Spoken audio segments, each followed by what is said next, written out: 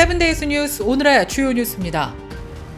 보스턴, 워싱턴 DC에서 정치인 전문직 종사자 등을 대상으로 운영됐던 한인 성매매 조직이 적발됐습니다. 데일리메일은 최근 보스턴과 워싱턴 DC 등에서 적발된 6개의 한인 성매매 업소가 미국의 기밀을 수집했다는 의혹이 제기했다고 보도했습니다. 해당 업소는 백악관, 연방의회, 국방부, CIA 본부 등이 차로 15분 거리에 위치한 워싱턴 고급 아파트에서 2곳, 군과 정부 관계자들이 보고서 작성을 위해 자주 드나드는 하버드대와 MIT 캠퍼스 인근에 4곳 위치한 것으로 파악했습니다. 업소를 방문한 이들은 멤버십을 얻기 위해 정부 발급 신분증과 신용카드 기록 등 개인 정보를 제출한 것으로 알려졌습니다. 이들이 성매매 장소로 활용한 아파트에서는 여성용 속옷과 임신, 테스트기 등의 증거 물품이 수집됐습니다. 또 성매매를 주도한 혐의로 기소된 제임스 리의 집에서는 수천 달러의 현금이 든 봉투와 여러 가명이 적힌 가짜 신분증 등이 발견됐습니다. 이들 성매매 조직은 워싱턴과 보스턴을 기반으로 로스앤젤레스까지 지역 유력 인사들을 상대로 원정 매춘을 해온 것으로 드러난 가운데 현재 한인 성매매 조직과 관련된 재판은 매사추세츠 법원에서 시작됐습니다.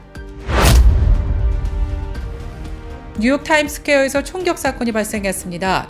브라질 관광객이 유탄에 맞아 병원으로 이송됐습니다.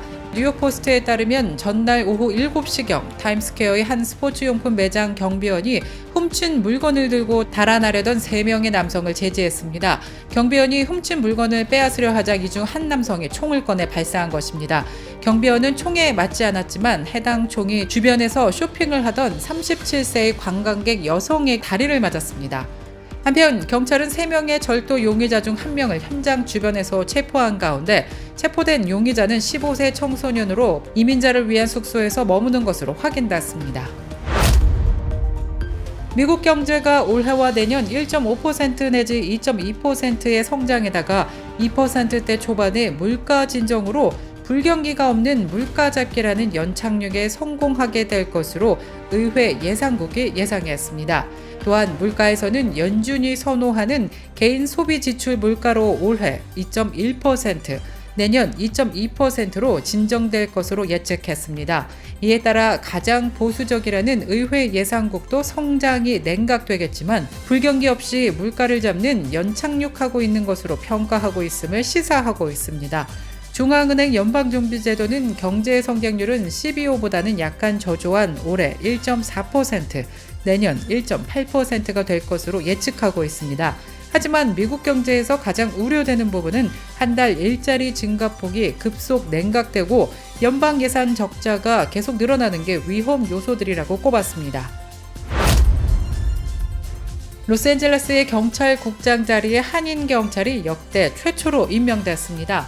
현지 경찰국은 오는 3월 1일부터 LA 경찰국을 이끌 임시 경찰국장에 한인 도미닉 최수석 부국장을 임명한다고 밝혔습니다.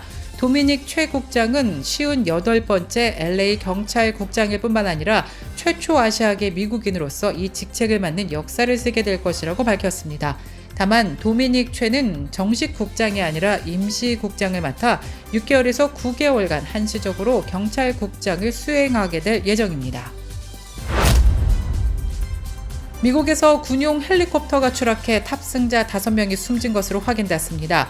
미국 해병대는 지난 8일 샌디에고 동부 지역에서 헬리콥터가 추락해 해병대원 5명이 사망했다고 밝혔습니다.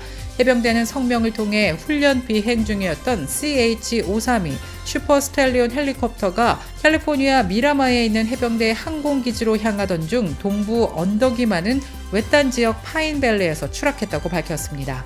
한편 폭풍으로 궂은 날씨 속에 헬기가 실종된 것으로 해병대는 파악하고 있습니다. 북미 최대 자동차 쇼인 시카고 오토쇼가 오는 10일 토요일 다운타운 소재 매코믹 플레이스에서 열립니다. 토요일 오전 10시에 개막해 2월 19일 월요일까지 진행되며 특히 이번 전시에서 눈여겨볼 이벤트는 헐리우드 스타 로버트 다우 주니어가 소유한 친환경 클래식 자동차 6대가 특별 전시될 예정입니다. 한편 1901년 처음 시작한 시카고 오토쇼는 매년 이맘때 시카고 매코믹 플레이스에서 개최되며 올해는 컨셉카, 전기차, 프로덕션 차량들을 포함해서 슈퍼카들이 대거 전시될 것이라고 오토쇼 관계자는 밝혔습니다. 이상 오늘의 주요 뉴스입니다.